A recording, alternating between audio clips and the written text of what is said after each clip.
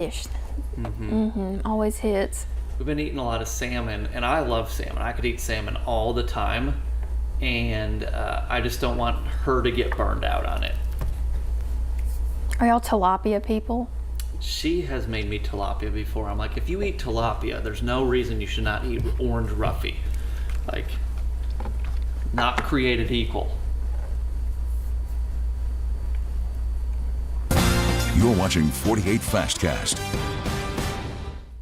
All right, y'all, welcome in. I'm Gina Benitez. Welcome into our first ever newscast, or Fastcast. We have some programming in our ear, if we don't mind taking that out for us. Thank y'all. All right, welcome in. This is our fun Fastcast. First ever one we've ever had. Yeah, first ever. We're testing it out this morning. And hey, talking about the weather this morning, a chilly start. Definitely need to grab that jacket if you're heading out the door. Yeah, temperatures are cool. Coolest morning we've seen, well, since yesterday. That was a cool start as well. But we are waking up in the mid 40s to low 50s. Might kind of come as a shock to some of you. Others are dealing with areas of dense fog. Some of you are seeing some sun at the moment. And we already saw some pockets of drizzle here, or even just some light sprinkles early this morning. But current radar here at 7 a.m. What we're tracking, a little bit of rain off to our north, and we've got a cutoff center of low pressure, and what that's going to do is bring in all that wraparound moisture. Could be drizzle or light rain today, but also kind of keeping the clouds around, and that cloud cover and a west wind will significantly limit our warming. High of just 68. Best day of the week, in my opinion, will be tomorrow, your Tuesday, Wednesday, Thursday, Friday. Rain showers and even a few storms back in the forecast. Not looking at any threat of severe weather. The visibility map does not do it justice. We've got fog on our cameras. I saw it firsthand myself driving into work early this morning around 2:45. Temperatures 47 Scottsboro, 51 Fort Payne, 53 Decatur, 54 in the Shoals. Here's a live look outside all along 565 in Madison County. Traffic moving along, but also some of that fog like I mentioned. This is your 48 First Alert Road Report, sponsored by Bankston Motorhomes.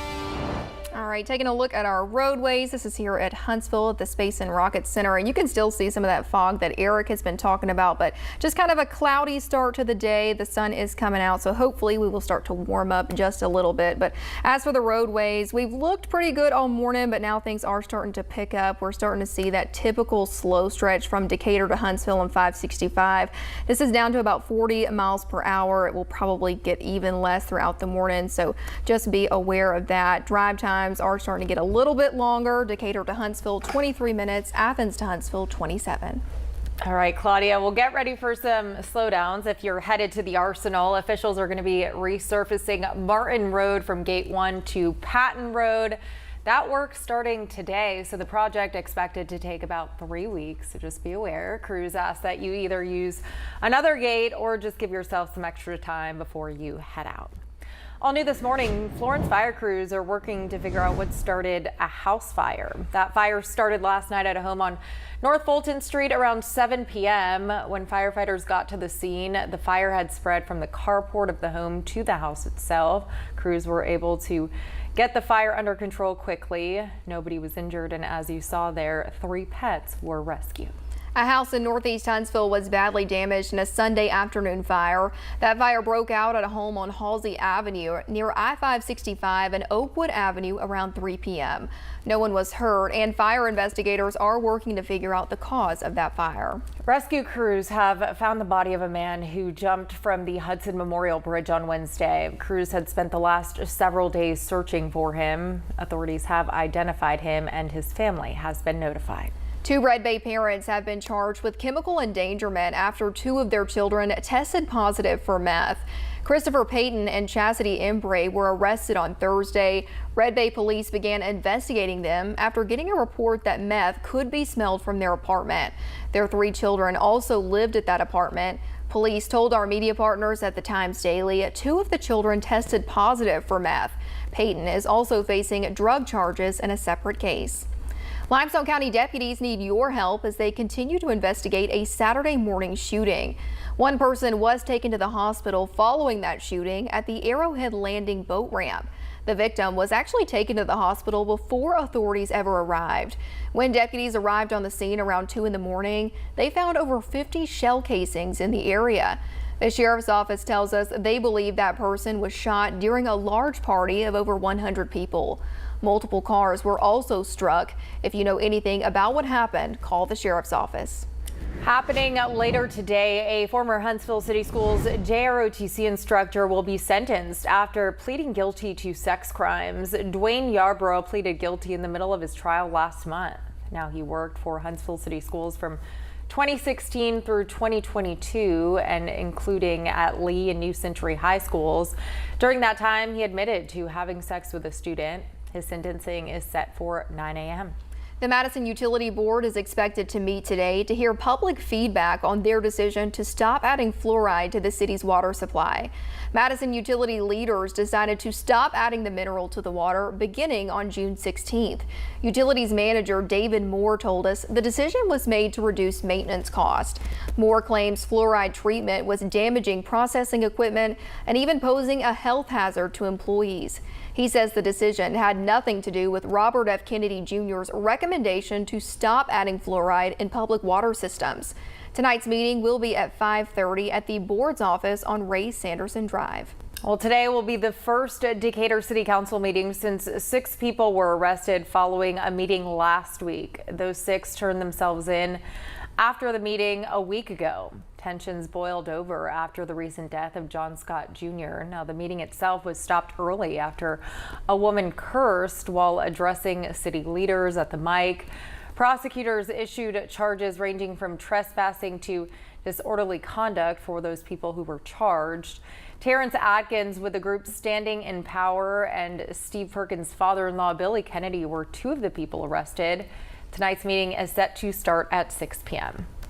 All right, now to a talker. A lot of people not happy about this. For the first time since March of 2020, the federal government is starting collections on student loan accounts in default. Yeah, that's right. And that change actually starts today. And over 5 million borrowers will be impacted by this. Of the nearly 43 million people who owe money on their student loans, only a little more than a third have made regular payments on their student loans. Many people have not made payments at all in years. And in the past 5 years, student loan debt has increased to over $1.5 trillion. One college graduate spoke to our 48 Sarah Grace, and they said that a local college graduate says it's time for students to start repaying their loans. It's a responsibility and accountability issue with me. And I understand that a lot of people don't want to go into a field that is not right or what they really want, but having done that myself for a couple of years, it's like you can get through this. Borrowers who don't pay back their loans could have their wages and tax returns garnished. There are numerous repayment plans that can help you make your payments as well. All right, we'll keep our eyes on this for sure. Still to come, Cardinals set to meet and start the conclave to choose the next pope. We tell you everything you need to know about the process ahead.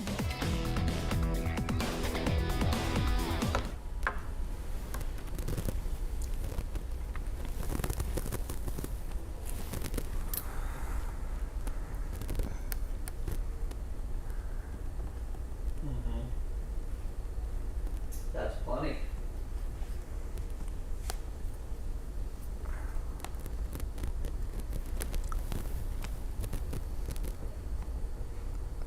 Awkward stuff. Weird how commercials or anything.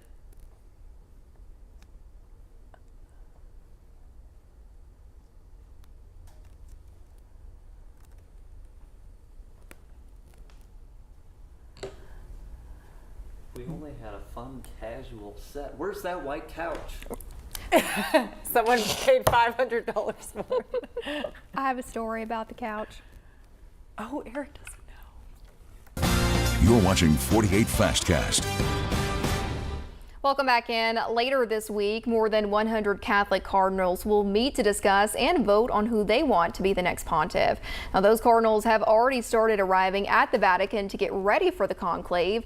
The chimney on top of the Sistine Chapel has been installed. It will be used to burn the ballots after each voting session throughout the conclave. Black smoke means no cardinal received a 2/3 majority vote. White smoke means a new pope has been selected. 2 Catholic tourists were asked what qualities they wanted to see in the next pope. Take a listen to what they had to say. I was very happy with the last pope. I hope that it's also somebody that's tuned into this time rather than being too much oriented towards the past. Gotta be someone, I guess, who promotes the continuation of Catholicism amongst the young, because that's what the religion is kind of losing, the young people. The conclave will begin this Wednesday. This process can take a couple of days, so we could have a new pope by the end of this week. Now, your First Alert weather with meteorologist Eric Burke.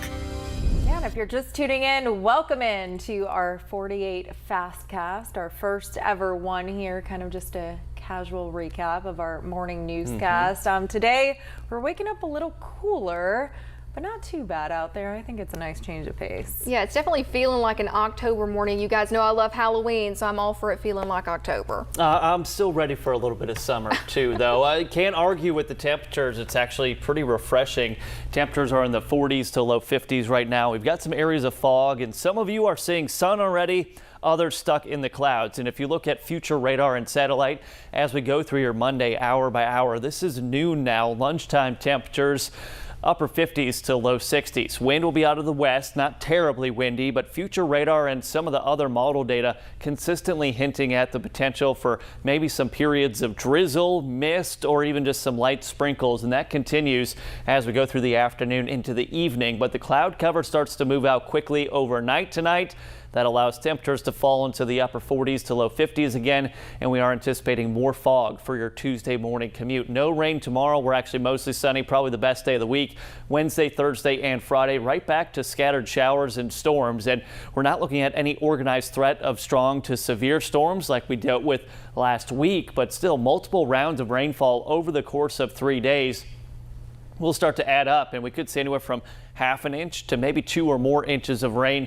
Light wind out of the west today, about 5 to 10 miles per hour. The reason the forecast is kind of a headache here, it's just this pesky cutoff center of low pressure that will continue to spin around. You see the showers and you see the cloud cover associated with that low. For your commute today, a Monday morning plus some areas of fog. Hour by hour forecast looks like this, warming up only into the mid to upper 60s. 76 tomorrow, and then a good looking day for the early part of the day Wednesday before we've got more rain showers and storms to deal with for the end of the week. Next weekend, though, low to mid 70s, mostly dry. This is your 48 First Alert Road Report, sponsored by Bankston Motorhomes. All right, taking a look at our roads, a beautiful look in Decatur, and we will get a closer look at the bridge traffic in just a second, but we are still seeing that really slow stretch on 565 to Huntsville down to about 22 miles per hour eastbound, so be aware of that. And again, looking at the bridge in Decatur, really starting to pick up traffic here. Southbound down to 6 miles per hour, northbound 21, so if you're entering or exiting, just be aware of that. Drive times right now, Decatur to Huntsville, 25 minutes, Athens to Huntsville, 30.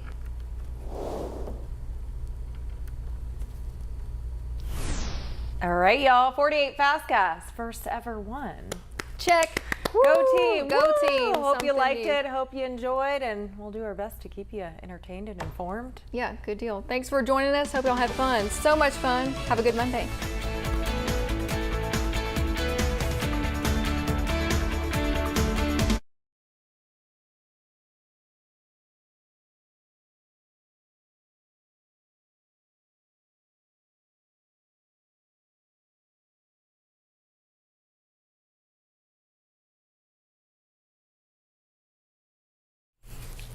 May I have a